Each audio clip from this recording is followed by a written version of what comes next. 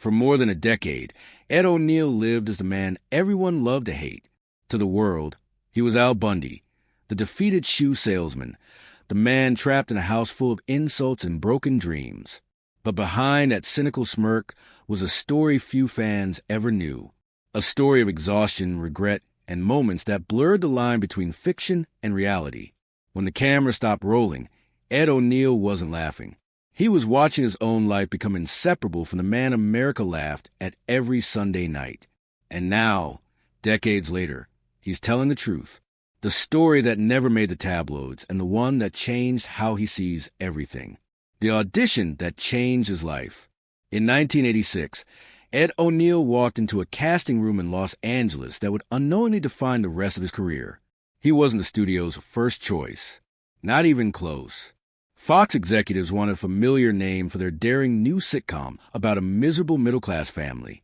But when Ed slumped into a chair, let out a long, defeated sigh, and mumbled his first line, the room went silent. That small gesture born from watching his own uncles after long factory shifts in Ohio became the moment the creators Michael Moy and Ron Levitt saw Al Bundy come to life. Even then, the network hesitated. Ed wasn't a star. He was a theater actor with a few film credits and a face nobody could place. Weeks went by with no call. He assumed he'd lost the part, but the producers fought for him, insisting that his weariness, his timing, and his quiet authenticity were irreplaceable. When Fox finally said yes, the wait was immediate. Ed wasn't just playing character. He was carrying the entire experiment of a network trying to prove itself against giants like NBC and CBS. If Married with Children failed, it wouldn't just end his career. It could sink Fox's early ambitions. Ed threw himself into the role completely. He studied the script line by line, making every sigh, insult, and sarcastic comeback feel real. But what he didn't know then was that this realism would come with a price. The exhaustion of playing a man who'd given up on life began to blur into his own reality. And before long, the family that was supposed to be fictional started tearing itself apart behind the scenes. The recast and the burden of believability. Most fans assumed the Bundys we saw in the pilot were there from the beginning. They weren't. When Married with Children first filmed its pilot episode, Kelly and Bud Bundy were played by two different actors, Tina Casper and Hunter Carson. The set fell off from the start. Ed O'Neill later recalled that something about the family dynamic just didn't click. The chemistry wasn't there, and the humor fell flat. He could feel in the room. Every joke landing with the wrong rhythm. Every silence heavier than it should be. Then, just weeks after wrapping the pilot, Fox executives made a brutal call. Both kids were fired. The reason, according to Ed, wasn't just performance. It was compatibility with him. The show lived or died on the illusion that this was a real family, and the studio believed the energy around Ed needed to feel authentic. Tina was too polished, Hunter too restrained. It was a painful decision. Ed later admitted he felt guilty for what happened. Those actors had filmed the pilot, celebrated, and told their families they'd made it, only to get a phone call that erased it all. They were gone before the show even started. He said, quietly. Then came the replacements. A 15-year-old Christina Applegate walked into the audition room and nailed the role instantly. She was sharp, funny, and carried that strange mix of innocence and rebellion the creators had been desperate for. David Fino, just 12, gave Bud Bundy a sly, desperate humor that balanced Ed's darkness. Suddenly, everything worked. But while the on-screen family finally clicked, off-screen pressures started mounting. The show was filmed in front of a live audience. Every episode a public test. Each laugh, or lack of it, was a judgment. And as Ed soon learned, carrying both the humor and the heartbreak of Al Bundy every week would take more than just good timing. It would take a toll on his mind, his body, and his relationships for years to come. The stage that never slept, the hidden toll of the live audience. Every week for 11 years, Ed O'Neill stood under the heat of studio lights, performing for a live audience of 300 to 500 people. The laughter was real. So were the stumbles, the silences, and the pressure. Married with Children wasn't filmed in a safe bubble with canned laughter. Every scene lived or died in real time, and Ed felt that weight more than anyone else. He once admitted that when a scene failed, you could feel the disappointment in the room. When the audience laughed, it was electric, he said. But when they didn't, you wanted to disappear. The exhaustion was relentless. Some episodes stretched deep into the night as the cast repeated takes, trying to chase the perfect rhythm between laughter and silence. If the crowd laughed too long, timing collapsed. If they didn't laugh at all, directors stopped everything to reshoot. Ed's body began to pay the price. He was doing constant physical comedy, falls fights, slapstick chaos, all meant to look effortless. But by season 5, his back was in constant pain. He pushed through bruises and fatigue, knowing that if Al Bundy ever looked like he wasn't trying, the entire illusion would collapse. He later said that some days he'd drive home barely able to move, only to return the next morning and do it all again. The live crowd also made certain moments excruciating when jokes about Peg's laziness or sexuality went too far. You could feel the discomfort ripple through the audience. Katie Siegel once told him she dreaded certain scenes, not because of the script, but because doing them in front of real people felt like being stripped bare. Still, Ed insisted the audience was what made the show feel alive. It was unpredictable, messy, and brutally honest. But that same energy also exposed every weakness, every misbeat, every piece of humanity the cast tried to hide. And it was during these long, sleepless weeks that cracks began forming, not just in the Bundy household, but between the people who brought it to life. Feuds, regrets, and the fallout with Amanda Bears.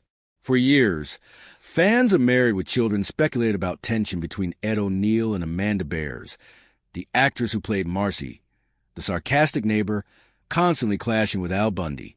Ed denied the rumors for a long time, but in recent interviews, he finally admitted the truth. There was a feud, and it lasted years. It began in 1989 with something that seemed harmless. TV Guide released a cover featuring the show's stars, but only Ed and Katie Seal were on it. Amanda Bears and her on-screen husband, David Garrison, were left out. Ed knew about the cover beforehand, but said nothing. At the time, he thought little of it. He was the lead. Katie was his co-star, and that's just how the industry worked. But to Amanda, it was a betrayal. She felt erased from a show she'd helped define. He could have said something, she would later tell fans. He didn't. Ed admitted he regretted staying silent. I should have spoken up, he said. That was a mistake. But by the time he realized it, the damage was done. The atmosphere on set changed.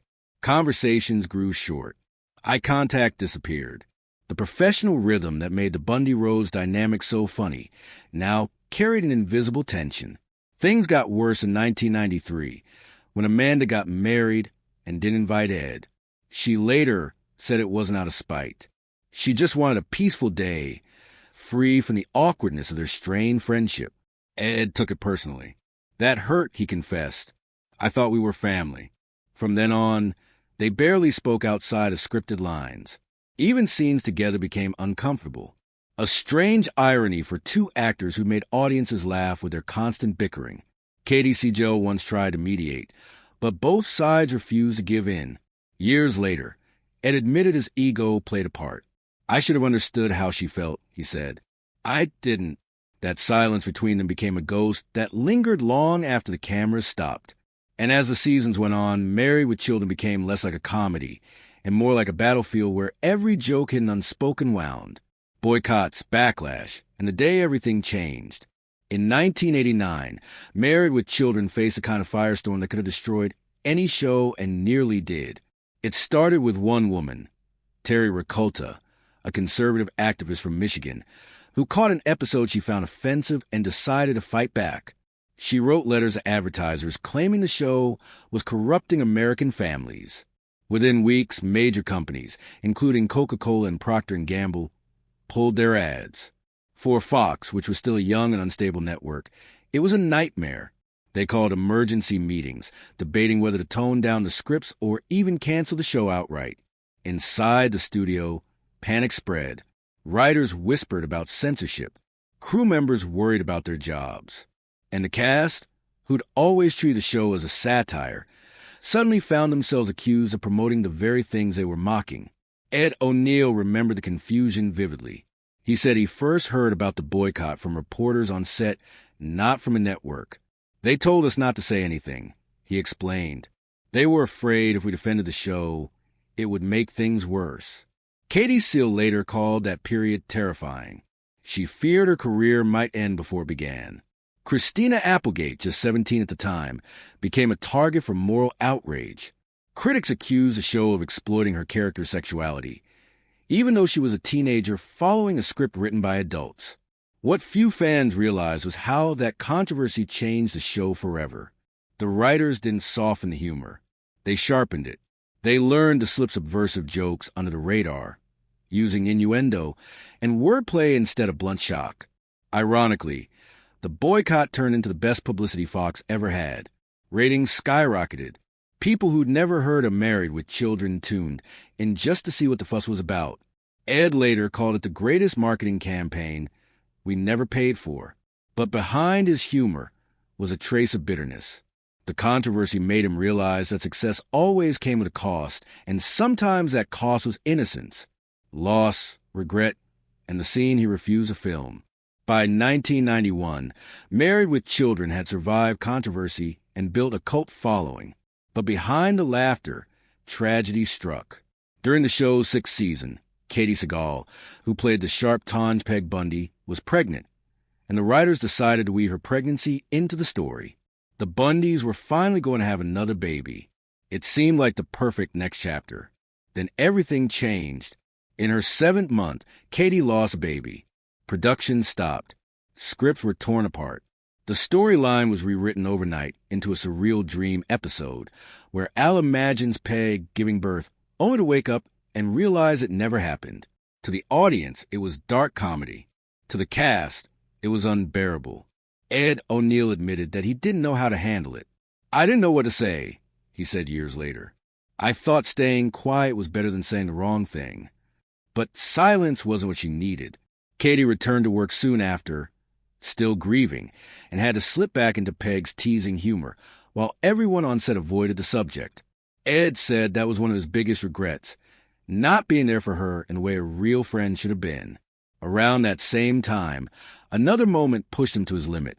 The writers proposed a scene that Ed felt made Al Bundy genuinely cruel, crossing a moral line. He refused. Al could be miserable, angry, pathetic, but not evil, he explained. If you made him mean, people would stop laughing. After a heated argument, the writers relented and rewrote the scene.